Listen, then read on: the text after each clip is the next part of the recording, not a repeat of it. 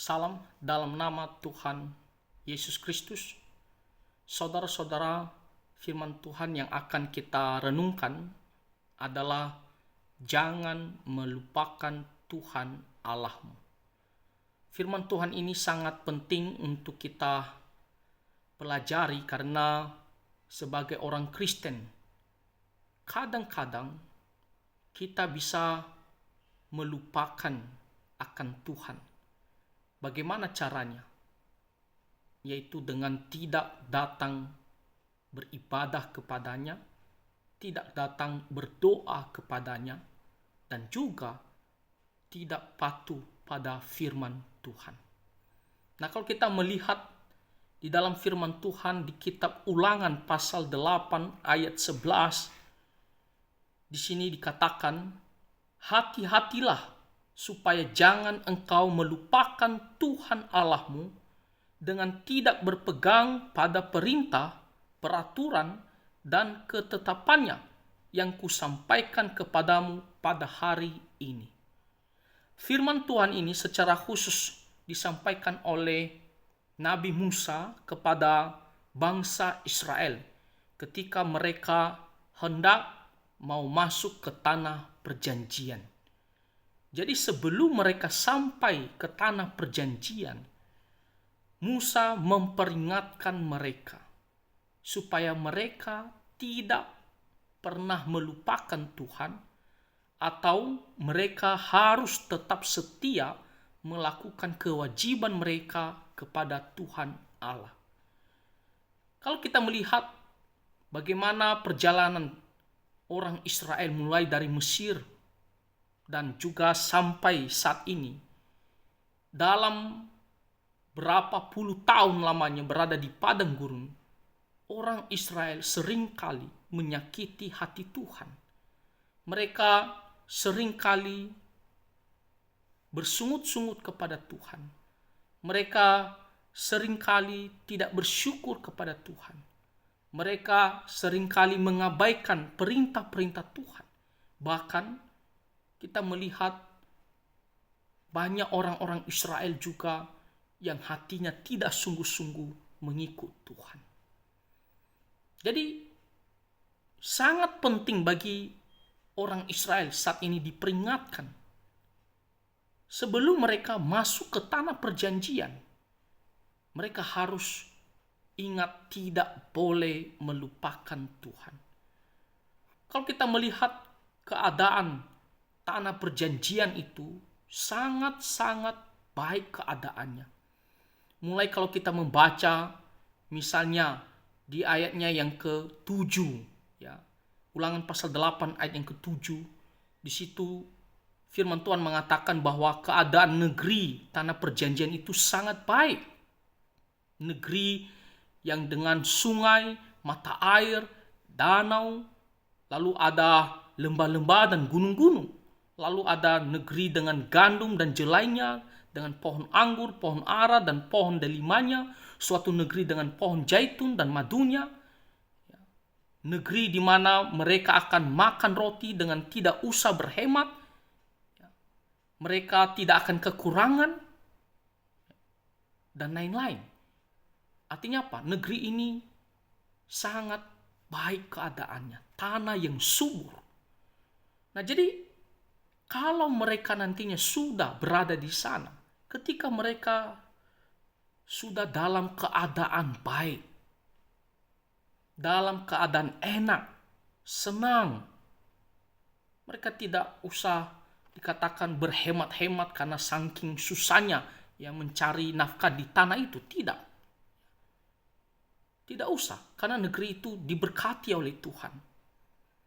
Nah, ketika mereka dalam keadaan nyaman ini, godaan untuk melupakan Tuhan itu sangat-sangatlah besar. Godaan untuk mengabaikan perintah-perintah Tuhan sangat-sangatlah besar. Karena mereka sudah tidak begitu mendapatkan kesulitan. Jadi hati untuk selalu mencari Tuhan itu mungkin akan berkurang. hati untuk selalu bersandar pada Tuhan mungkin akan berkurang. Hati untuk selalu datang beribadah kepada Tuhan mungkin akan berkurang. Bahkan mereka akan mengabaikan, melupakan. Dan kita melihat faktanya ketika orang Israel akhirnya berada di tanah perjanjian. Dalam sejarah bangsa Israel, mereka selalu menyakiti hati Tuhan. Mereka tidak hanya tidak melakukan firman Tuhan dalam kehidupan sosial mereka, tetapi juga mereka pergi beribadah kepada ilah-ilah lain, kepada dewa-dewa palsu. Jadi firman Tuhan mengatakan di Ulangan pasal 8 ayat 11, hati-hatilah. Artinya apa? Waspada, jaga dirimu, perhatikan baik-baik, supaya jangan engkau melupakan Tuhan Allahmu. Artinya apa? Selalu perhatikan, ingat selalu, jangan sampai kita mengabaikan Tuhan. Jangan sampai melupakan Tuhan Allah kita. Bagaimana caranya? Bagaimana caranya? Di sini firman Tuhan mengatakan dengan tidak berpegang pada perintah, peraturan, dan ketetapannya. Lihat penegasannya sehingga dikatakan dengan 3 kata yang memiliki makna yang sama, yaitu perintah, peraturan, dan ketetapannya, yaitu firman Tuhan. Firman Tuhan, apa yang ada dalamnya? Apa isinya? Yang pertama-tama mereka hanya beribadah kepada Tuhan Allah, Allah Israel. Tak boleh beribadah kepada dewa lain. Kedua, mereka harus selalu setia melakukan kewajiban mereka, beribadah, menguduskan hari Sabat, dan melayani Tuhan. Ketiga, mereka harus patuh pada perintah-perintah Tuhan, menjauhkan hal-hal yang berdosa. Dalam kehidupan sosial, mereka harus menegakkan keadilan, kesetiaan, kasih, dan lain-lain. Jadi Tuhan memperingatkan orang Israel untuk tidak melupakan Tuhan dengan cara meninggalkan ibadah kepada Tuhan Allah, tidak setia beribadah dan melayaninya, dan tidak melakukan firman Tuhan dalam kehidupan mereka sehari-hari. Nah, saudara-saudara, firman Tuhan ini juga berlaku untuk kita semua orang percaya kepada Tuhan Yesus. Kenapa ini sangat penting juga bagi kita?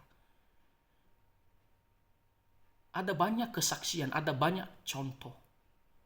Secara khusus saya sendiri melihat ketika orang Kristen tersebut dalam kesusahan tidak punya pekerjaan.